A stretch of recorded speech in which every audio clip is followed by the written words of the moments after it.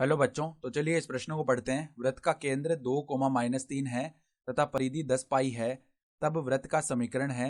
यहाँ पे देखो 4 विकल्प दिए हुए हैं, ठीक है, तो हमें सही विकल्प का चयन करना है। तो प्रश्न में आगे बढ़ने से पहले इस प्रश्न से संबंधित जो मुख्य अवधारणा है उसकी हम चर्चा कर लेते हैं। तो देखो मुख्य अवधारणा क्या हो जाएगी।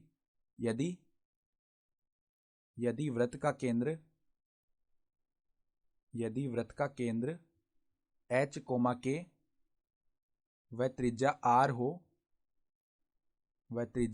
हो तो वृत्त का समीकरण क्या होता है। तो वृत्त का समीकरण देखो किस प्रकार से लिखते हैं। वृत्त का समीकरण x माइनस एच का स्क्वायर प्लस में y माइनस में k का स्क्वायर बराबर में आर स्क्वायर, ये होता है ना वृत्त का समीकरण, ठीक है।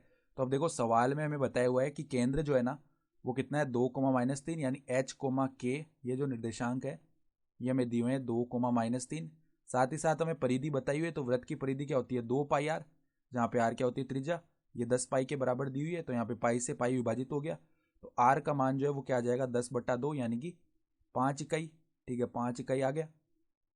तो आप देखो जो समीकरण है ना वृत्त को, अगर हम वृत्त को सी बोल लें तो वृत्त का समीकरण क्या आ जाएगा, एक्स माइनस में देखो एच का मान है 2, इसका स्क्वायर प्लस में देखो वाई, फिर माइनस माइनस प्लस बनेगा, प्लस में 3 का स्क्वायर बराबर में देखो आर का स्क्वायर यानी कि 25।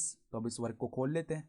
तो यहाँ पे देखो एक्स स्क्वायर प्लस में 4 माइनस में 4x आ जाएगा, प्लस में देखो वाई स्क्वायर प्लस में 9 प्लस में 6y आ जाएगा, बराबर में देखो 25 है। सही है। तो अब देखो एक्स स्क्वायर प्लस में वाई स्क्वायर माइनस का क्या आ जाएगा 4x प्लस का क्या आ जाएगा 6y, ठीक है। अब देखो 4 प्लस में 9 13 हो गया। अब 13 माइनस में 25 करेंगे तो माइनस का कितना आएगा 12 आएगा, बराबर में 0 है, ठीक है। तो यहाँ से अगर देखो विकल्प देखें तो कौन सा विकल्प सही हो जाएगा। यहाँ से हम देख पा रहे हैं कि विकल्प सी जो है वो हमारा सही विकल्प आ रहा है, ठीक है। तो विकल्प सी हमारा उत्तर हो जाएगा। तो आशा करता हूँ कि आपको ये प्रश्न समझ में आया होगा। धन्यवाद।